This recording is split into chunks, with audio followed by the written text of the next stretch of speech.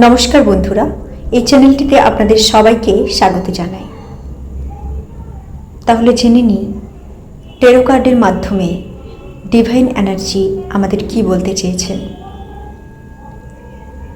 এখানে আমরা দেখতে পাচ্ছি যে 6 অফ পেন্টাকেলস রিভার্সে রয়েছে। এর মানে হচ্ছে এই মুহূর্তে আপনি কোনো ফিনান্সিয়াল লস বা অন্য কোনো ইমোশনাল ইনভেস্টমেন্ট লস অনুভব করছেন। আপনার উচিত আশেপাশের মানুষগুলোকে, অর্থাৎ যাদের আপনি সাহায্য করছেন বা যাদের সাহায্য নিচ্ছেন, তাদের উপর বিশেষ দৃষ্টি নিক্ষেপ করা, সহজে কাউকে বিশ্বাস না করা এবং